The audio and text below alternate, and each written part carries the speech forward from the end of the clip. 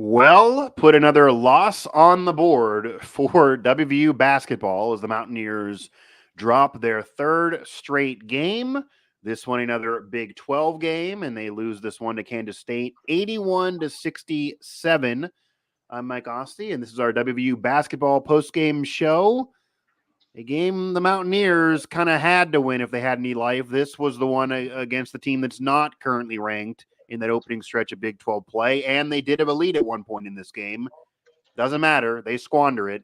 We're now going to be joined by our Ethan Bock, live at the Coliseum. Again, 81-67. The Mountaineers do drop another one to Kansas State. So, Ethan, I'm not going to ask a vibe check because obviously the vibes are just not good. There's no debate here. They're not good. The most optimistic Mountaineer fan is at this point agreeing the season is for nothing from here on out. And we've also been talking about, is there enough time for this team to gel? I think that's been answered, that they still need more time to gel. Edwards is going to need to be worked in and gel more, but it really doesn't matter right now. And there's not enough time left. So on this game, it looked like the Mountaineers were playing well. It looked like maybe they were going to win this game. This still would be a solid win. They desperately needed this victory. They were able to shoot. Yeah, so was Kansas State, but they were shooting so effectively, it wasn't ruining things. They had a lead, of course, after the first half, and then the wheels fell off a little bit. So is the story of this game that it was squandered by the Mountaineers? Like, what happened from first to second half to kind of ruin this result for West Virginia? Yeah, West Virginia definitely squandered it. Going into halftime with a 2-point lead, had momentum going into the half as well. Yeah. And then just coming out of the half, K-State just went on a run and they ended up winning the second half by 16 points, and it wasn't even close. Somehow K-State turned it into just almost a blowout loss. So, and Kansas State dominated the paint on both sides. They were able to get into the paint with ease. West Virginia couldn't defend any passing lane. I feel like the bigs for WVU at least tried to guard inside the paint, but they just couldn't do much about it with Will McNair. So, yeah, a lot went wrong in the second half for West Virginia, and they had their chance, but they definitely squandered it. Yeah, to say the least, to get 81-67, the Mountaineers lose to Kansas State, and as Ethan put it, it was 42-40 after one half of play. Maybe you're feeling good. Obviously, the season's still kind of, going nowhere, but maybe you're feeling good. It was desperation time for the Mountaineers to get a conference victory, and then Kansas State won the second half 41-25 for your final score of the big victory. Ethan Bock, Mike Asti. And just looking here through the box score, you hit the nail on the head in terms of not being able to handle Kansas State in the paint. That goes again to Edwards being out. Obviously could have used them in this game, but also a big difference rebounding-wise. Some of the recent games for West Virginia, even though they have a size issue, and when you don't have your main rebounder, other guys like Battle have to step up and do more. Maybe that's hard to ask of them when they're trying to run the offense. But this game, rebounding just wasn't close, 33-18. I mean, it just wasn't close. This was like worst case scenario rebounding-wise, certainly in the second half. Yeah, I thought in the first half they hung around with K-State in the rebounding battle, but just by that second half, it seemed like Pat Suminick and Akok Cook, Josiah Harris. Yeah. If those are your three go-to rebounders, you're not going to out-rebound any Big 12 team. Josh Eilert changed his starting lineup, took Quinn Szynski and Akok Cook out, inserted Josiah Harris and Suminick, and whole point of that was to basically hang in with K-State and rebounding, and they did in the first half, but in the second half it was a different story. Yeah, because you look at rebounding here, and Battle ends up being tied for second most rebounds on the team. So when it's supposed to be a Cook, it's supposed to be Harris. You don't have Edwards, but you're still having Battle. Kirk Risha ends up getting one. Like, your shooters are having to get boards, and they always should get a few, but they're right up there with the team lead, and you're losing by double digits in rebounding. You also lose offensive rebounds 9-4. Bob Huggins always said it, and Josh Eiler's from the school of Bob Huggins, and he has even said it literally this year. If we can't rebound, we can't win, no matter what else is going on. In this game, they couldn't rebound enough, and it seems like how are they ever going to be able to rebound in Big 12 play? They were even kind of an out-of-conference play when the record was still under 500 and they lost by games. Now you're in Big 12 play with ranked teams, Big 12 play with ranked teams, and you're getting destroyed rebounding-wise. You talked about the change of the starting lineup. What did Eilert say about that after the game? Do you expect that to be the lineup again, or was that just for this matchup? Is he now moving into a little bit of Bob Huggins territory? I'm going to switch this up every game until we figure one out, or what's the story about the lineup? Yeah, he mentioned the rebounding with Harris and Sumanik, but just the main part was everybody knows Quinn Szynski's not hitting many shots right now. Seems like he's trailed off ever since Raekwon Battle and Noah Farrakhan and Kirk Risha came back. So kind of taking him, putting him on the bench as a six-man role, kind of easing his way back into things. And then Eiler added in that Pat Sumanik's been playing well over the last two games against Ohio State and Houston. So he earned his way into the starting five. And I'm pretty confident that's going to be a Bob Huggins thing. I feel like he's going to change the lineup based on matchups, and I mean, why at not least until Edwards comes back. Yeah, because you're not married to a lineup. It's not like we talked about before that even though they were losing, the offense and the team looked like they were finally clicking a little bit. Certainly when Battle entered the game and debuted, it was 29 points, flirting with 30. Like that looked like, okay, you keep that lineup, but they're still not winning. Now they're in Big 12 play. It's going to be different ball. You need to rebound. You might as well change it up because you're not married to any lineup, and it's not like you want to ruin chemistry when Edwards comes back because you might as well have them all start again. You're talking about the depth, though, with Quinn going to the six-man role, which makes sense, although it's unfortunate because he almost was like the spark plug for this team before they got their guys back, and now it kind of has ruined him. Before I get to the rest of the bench, was that brought up at all? And what do you think can be done there, just off of your take then? I mean, this is he was the leading scorer for a portion of this season. It was forced upon him because the stars who were transfers that were added to be the best players in Battle and Kirk Risha were not able to be there. But it's a clear situation that almost anyone can figure out, that you add in more players who are going to take shots away, and he just cannot figure out where he now fits in with the team.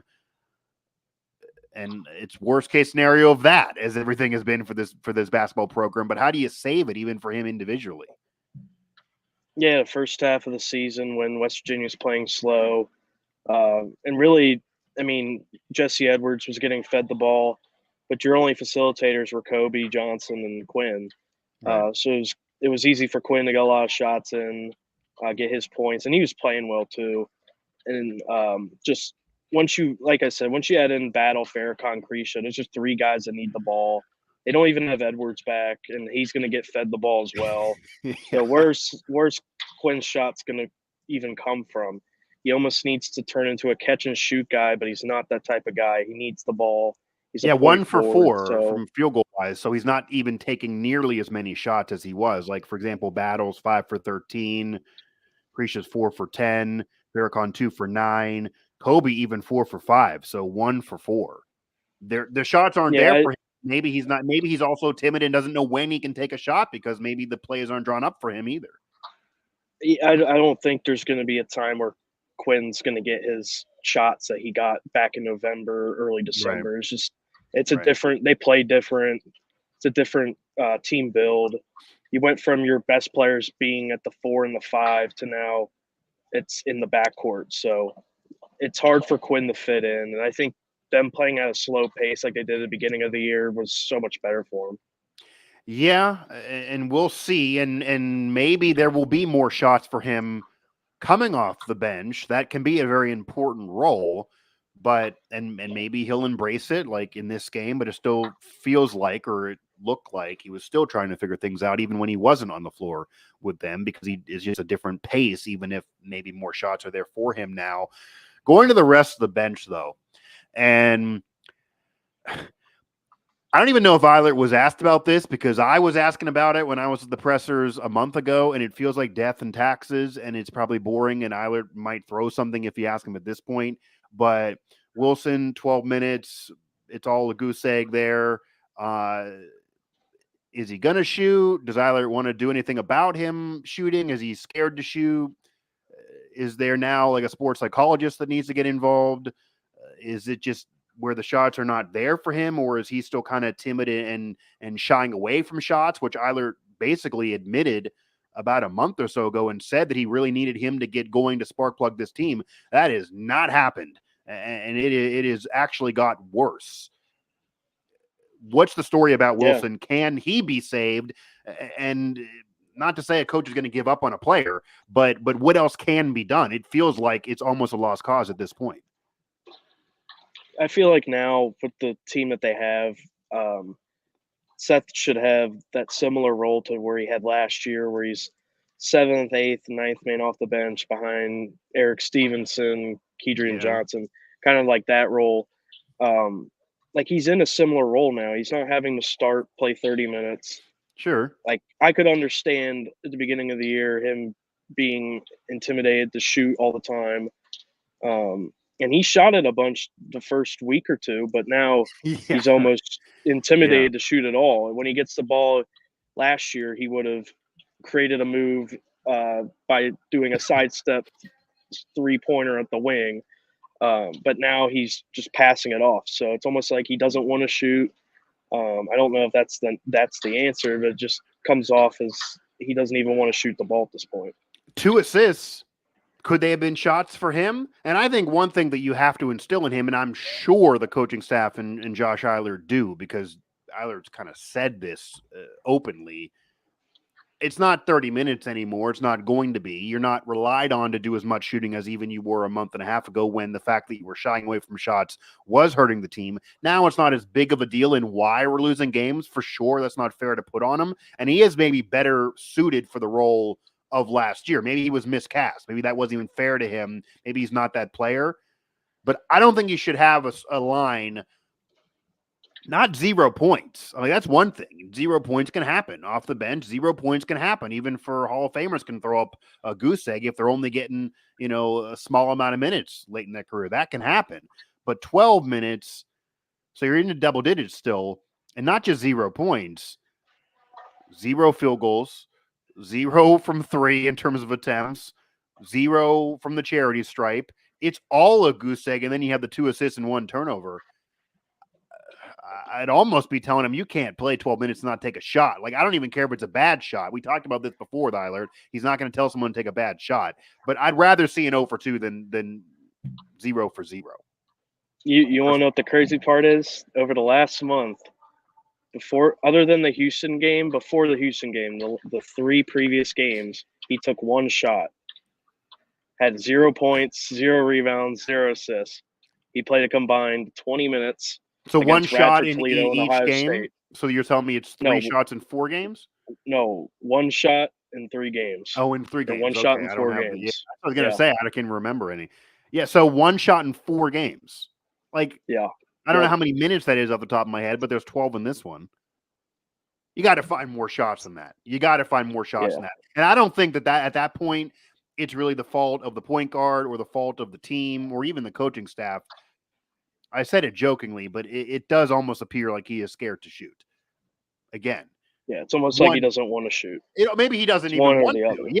I mean, I don't know. Maybe we're just, maybe we're getting into minutia here. Like, if you don't want to shoot, are you then also scared to shoot? Is that like, I mean, maybe you're not scared, but then why don't you want to if you're not scared? So it doesn't matter, I guess, but it's almost an extra annoyance, I'd imagine, for fans who are really looking close at these games. And I'd imagine it's an extra annoyance for this coaching staff. Obviously, this Mountaineer team has a tough stretch ahead, and they just finished a tough stretch. It's just going to be tough most of the year, except for actually the last few games of the season. But will it matter at that point will be a whole nother story, and probably not. Ethan Bock, Mike Asti here. The Mountaineers do lose to Kansas State. That's their 3rd straight loss. back-to-back in conference play to open up Big 12 play. Then it is number 25 Texas, who is still ranked. So this is still a ranked team, even though they've dropped. That's going to be on Saturday evening as well. Oklahoma to follow, and then Kansas to follow, which that's the program that even though West Virginia usually is competitive against the Jayhawks, that's the program that even in the best of years for Huggins in the Big 12, Kansas is always that team that's the older brother that you can't get over the hump, and you're close and you lose in controversial fashion, or maybe you do beat them, but then you lose the next one and cancels that out. This is the worst WVU team in 20 years, so we'll see what that's like. That one's at home, but it's against the number 3 Jayhawks, and then it gets a little easier after that for a while until you see some more ranked teams again. I could ask you what they have to do to beat any of these teams, but I mean, it's kind of obvious, and they're not doing it, and they got to change, and they got to be better, and I don't see how it's going to happen, and the Vegas spread's obviously going to favor all these teams over West Virginia. So kind of just to put the prediction hat on, where's the next win? How many wins do you see throughout not even just the rest of the season, but throughout the stretch that I named? Can they beat any of these teams? After that, it's UCF, Oklahoma State, Cincinnati, then BYU and Texas again. I'll add those in to give them maybe one win. Can there be a win? Can they get into double digits? We jokingly talked before the show here, before I hit live. Can they win more games in the football program if we're talking about the bowl game being included, and that's 9? Can they get to 9? It sounds crazy for West Virginia basketball, no matter drama or not, but I'm being serious. Yeah, I think Texas on Saturday will be kind of similar to the night. I don't like Texas as much as I did last year. You did like them a lot last year, by the way. I did. They're made the Elite Eight, should have made the Final Four, but right. Yeah. This year they're a little bit different, and I don't like them as much as I did, but I think it'll be closer, or it'll be similar to tonight's game. I think Texas still wins though, but I think the next game that they have a chance to win is probably at UCF or at Oklahoma State. It's a road game. Yeah, Texas Tech beat Texas. So, they did beat Texas, but I can't see this team beating a ranked team right now. I can't see this team beating a Big 12 team right now. But I'll give it UCF or Oklahoma State because their talent alone should outweigh those teams at least, and they should have a good shot at winning those games. But I don't know at this point. Yeah, I would definitely think UCF, but I mean not Cincinnati. I mean that's 3 straight against non-ranked teams. But yeah. And that one's at home as well. That one's at home as well, though. They are at home. It is. If that was in Cincinnati, I might say that could be a sneaky one. Yeah, Cincinnati potentially. Cincinnati just beat BYU, and they were top 5 in the net. Yeah, I think that's the thing too that we have to start saying. And I'm not going to accuse these players, obviously, of ever going to quit on a year, and they fought to even play, and that means literally for battle. But it's only natural if you get into that point, the end of January, and you've just been losing, and you still don't have any wins. Like, say they lose to UCF, it's hard to get up for the rest of these games, probably. Or even if they lose all these ranked games and even the UCF game, like getting up for it, at that point, you're probably out of any tournament having a chance anyway. So, like, what are you playing for?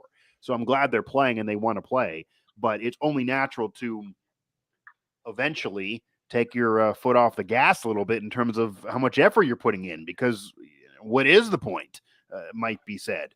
But even for them individually, there are things they need to improve on, whether it's a WVU or elsewhere. And that goes again to the Wilson conversation and trying to get this team to be different. Was there anything else that's interesting from the post-game pressers? I know Battle spoke as well. He's been very optimistic about this team, even when they lost a game that he scored almost 30 points in his debut. These players are never vocally getting down on anybody. But what did he say? Anything else that was interesting from yet another loss for the Mountaineers? Got to be frustrating. It's interesting. You would think, or at least I would expect Raekwon Battle to be a little bit more down. Yeah. I mean, you fought for months to get your waiver. Just probably being frustrated sitting on the sideline for a month and a half with some of your teammates too. Yeah. And just watching that team they couldn't do much else against even the bye games that they lost.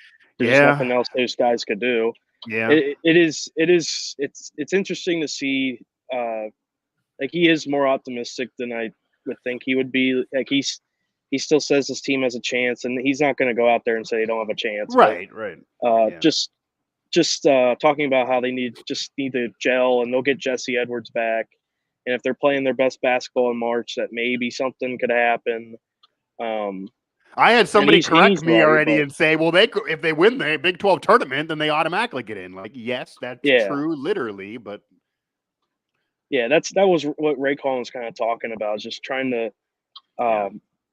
catch fire at the right time going into March and then going into Kansas City. I mean, they're already talking about trying to win the Big 12 tournament, so that's where we're at this point of the season. It's only been 2 Big 12 games, but maybe they can knock off Texas and keep it close with Oklahoma and Kansas, and then get Edwards back and you have momentum. But I don't see it unless they get hot by March going into Kansas City.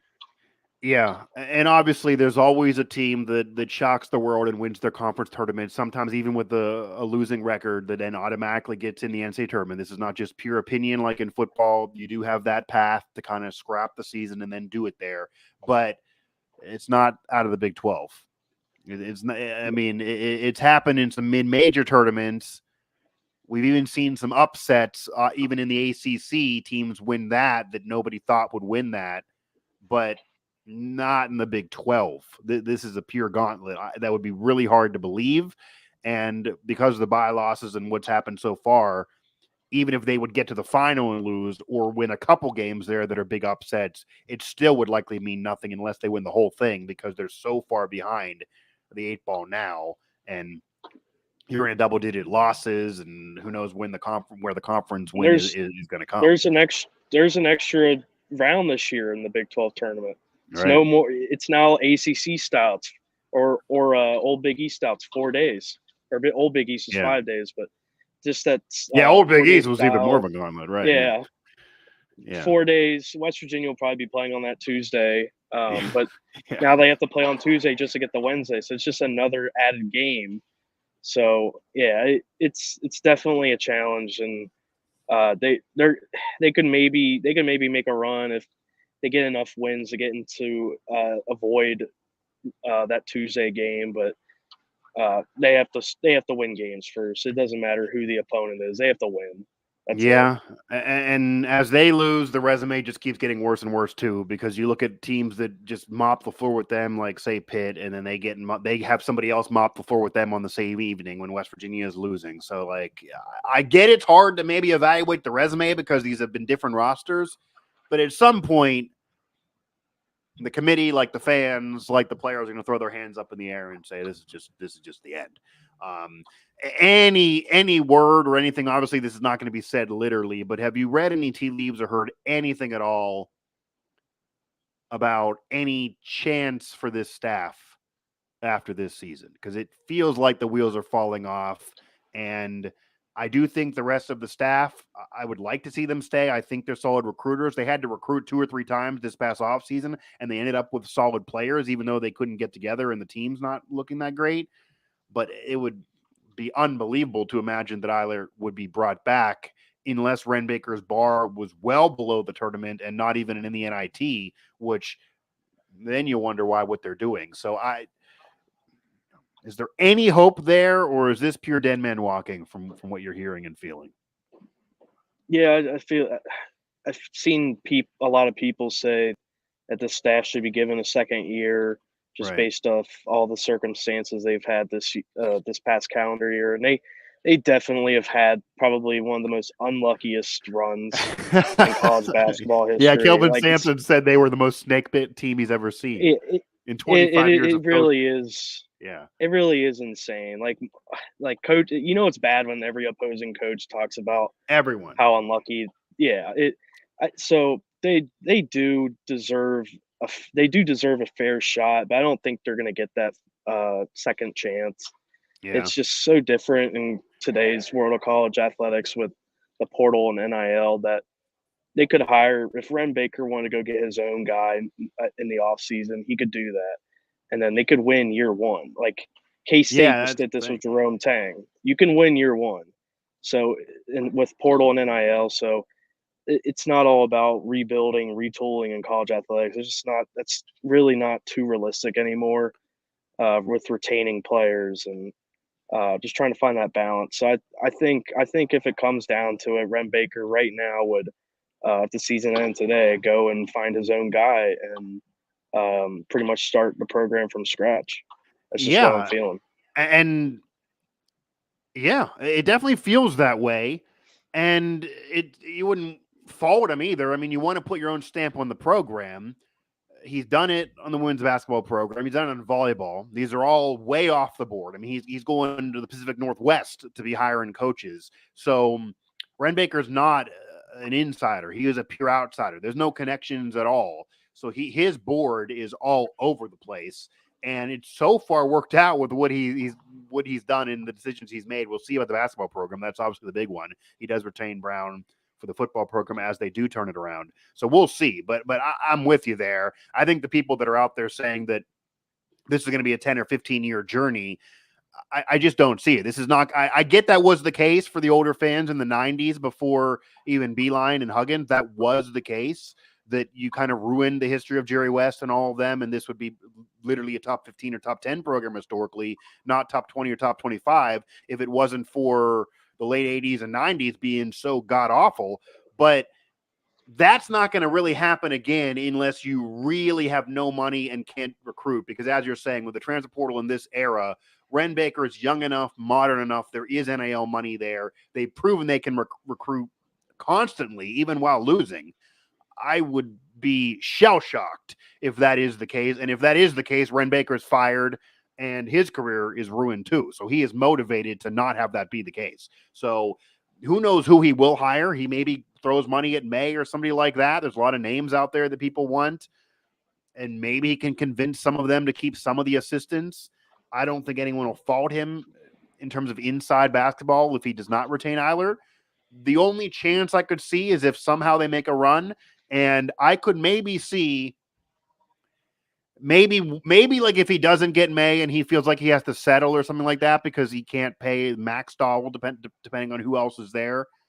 Maybe a 1-year deal. I could, and I think that staff would take it. Like as you're talking about, maybe he would say 1-year deals, no one's long term, and it's literally like redoing this season. And if you suck, then we're not even going to talk. You know, you're gone. Maybe, I mean, that would be horrible job security for those guys, but maybe that would be an offer from Ren Baker and see what they Yeah, say. But that's like the best case scenario probably for them. it just depends on which jobs are available this off season. I feel like West Virginia still has Yeah. just still has a prime position to be the first or second best job in the country Out of the Big come 12. March. That's a big deal, too. I Yeah, mean, Louisville's not in the Big 12 if you're talking about it, Louisville being open.